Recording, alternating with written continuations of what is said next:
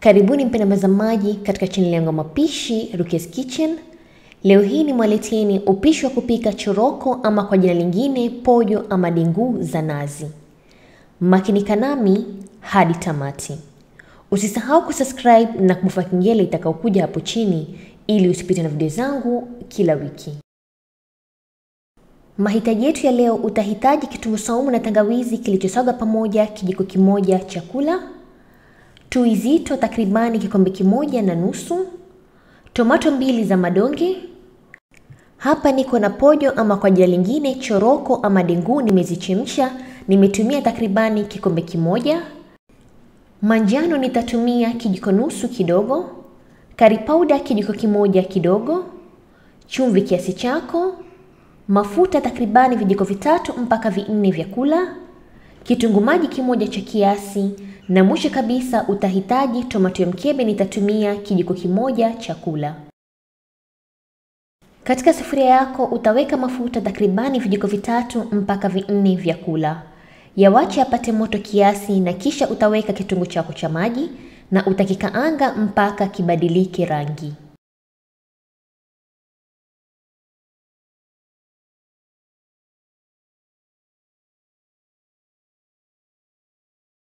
Vitunguu vyako vya maji vikishaanza kubadilika rangi kama hivi, kisha utaweka kitunguusaumu na tangawizi kilichosagwa pamoja kijiko kimoja cha kula, na utaweka na tomato za madonge pamoja na chumvi kiasi chako, na utachanganya vizuri na kisha utawacha tomato zipikike mpaka zivurujike.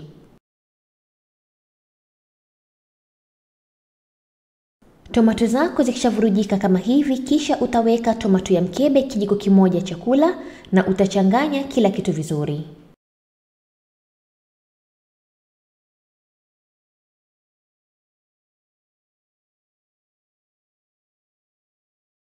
Fuatilia na kuweka curry powder kijiko kimoja kidogo pamoja na manjano kijiko nusu kidogo na utachanganya vizuri.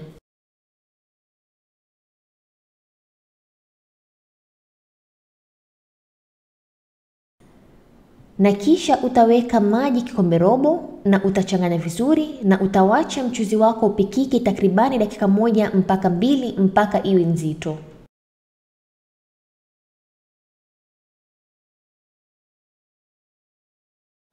Mchuzi wako ukishachanganyika na kuwa mzito kama hivi, kisha utaweka pojo ama choroko zako ulizozichemsha na utachanganya kila kitu vizuri na mchuzi.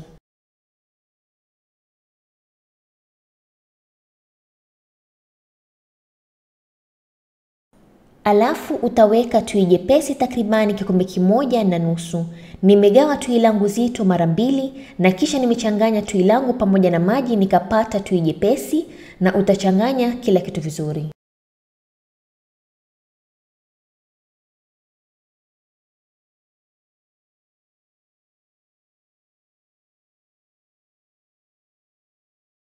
Na kisha nimeongeza kidonge cha supu, nimetumia magi ama unaweza kutumia jumbo, na ikiwa hauna sio lazima, na utachanganya kila kitu vizuri na utawacha pojo zako zipikike kwa moto mdogo mdogo.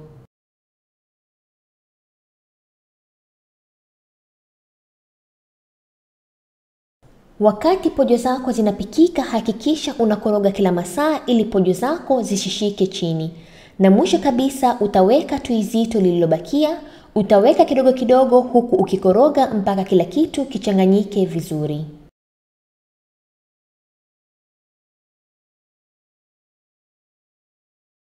Ukishamaliza kuweka tui lako zito, kisha utawacha pojo zako zipikike kwa moto mdogo mdogo takribani dakika 3 mpaka 5. Pojo zako zikishashikana na kuwa nzito kama hivi, basi pojo zako ziko tayari.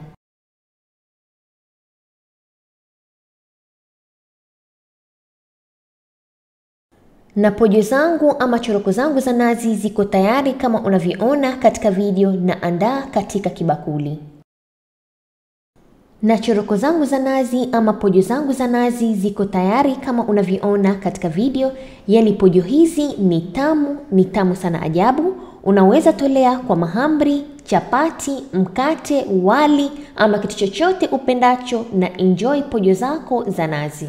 Asanteni kwa kuangalia video yangu na natumai mmeipenda.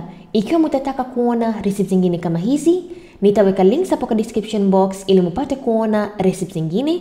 Na ikiwa una maswali, unaweza kucomment hapo chini ama unaweza kunifollow katika social media zangu, Facebook na Instagram Rukias Kitchen kwa maswali zaidi. Na asanteni tena na kwaherini.